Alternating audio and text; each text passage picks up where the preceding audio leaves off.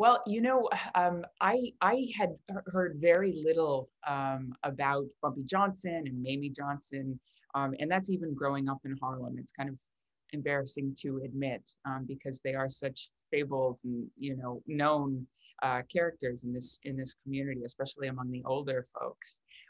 So I had my work cut out for me, and in doing my research, found that there's very little on Mayme Johnson out there. There are a few photos floating around the internet, so they give you a sense of, how she dressed and kind of how she held herself. But no video, really no audio.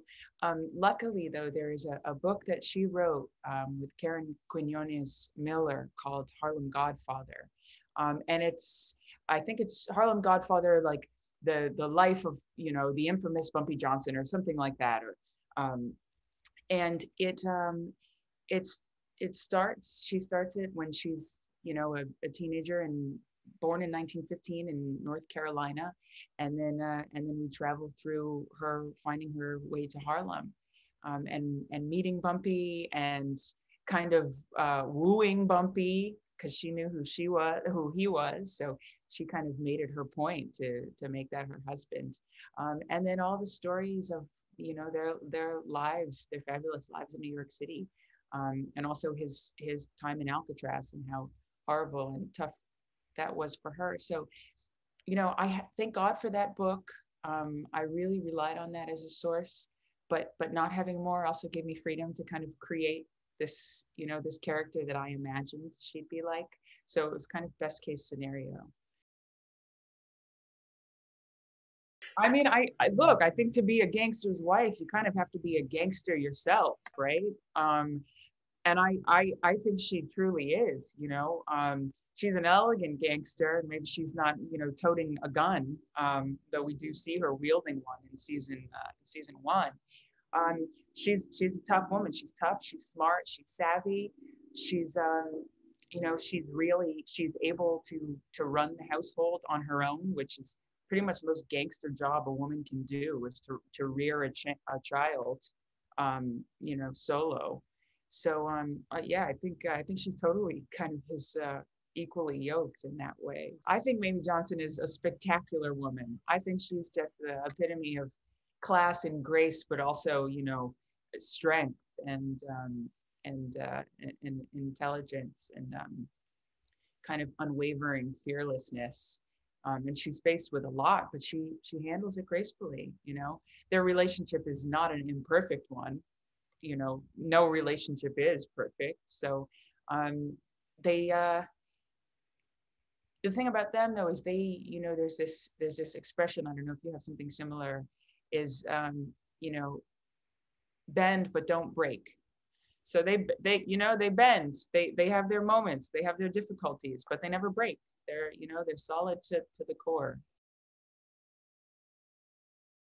At the beginning of season 2, to me, it seems like everything has kind of fallen into place for Mayme. She's got her solid family unit, which is like #1 priority for her. She's out in the community. She's doing her work as an activist and an organizer. So for a little while, it's, she's got her husband home. Finally, everything is settled. Doug Jones, the boxer, is out of the picture. Amy Vanderbilt is out of the picture.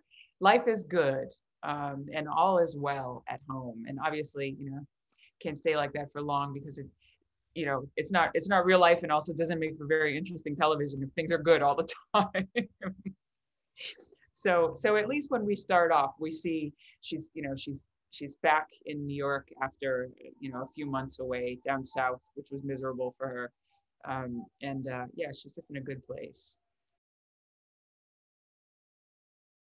I think it was just seeing Mayme outside of her home more, and seeing how she interacts with the world outside of Bumpy, Margaret, Elise. And, there were some I was like, I was reading these scripts and they were giving me more and more, and it's like wonderful and exciting, but it's also, daunting because I'm like, okay, this is something we haven't seen before. So I'm creating this, this is new and fresh, and this is giving me a chance to really make these choices about this woman that I didn't have the chance to make in season one. And this is not a spoiler, but we find ourselves on a new set this season called the Geechee Club, and it's Bumpy's nightclub, and we see her there. So to see Mayme, who's generally pretty buttoned up, and yeah, we see her in church, but to see her out and with a glass of champagne and socializing, it's fun stuff. And that's part of what's great about a series is seeing the evolution and getting the chance to work on the evolution of a character. Definitely. And I think there was some talk after season one, because of COVID and shooting difficulties, of maybe moving the series to a different location that might be easier. And they just decided that you couldn't shoot a show authentically like ours and not do it in Harlem. There's no way. There's no way to replicate the feel of the streets here and the energy of shooting on the streets, not just in Harlem, but in New York. It's such a special vibe when you're working. So Harlem is definitely a character. It's definitely as complicated and complex and multifaceted as the human characters on the show. So there are many sides to this neighborhood, and they're kind of all explored equally, which is wonderful and doesn't always happen about a place like Harlem. Whether or not you even know it, shooting in your neighborhood, you have this sense of it's this kind of confidence. It's this is my turf. This is my place. This is where I'm from. Like, it just gives you this this extra boost in confidence, I think, being on your territory. So grateful to the French fans for tuning in. I know we're however many 3,000 miles away from you or plus.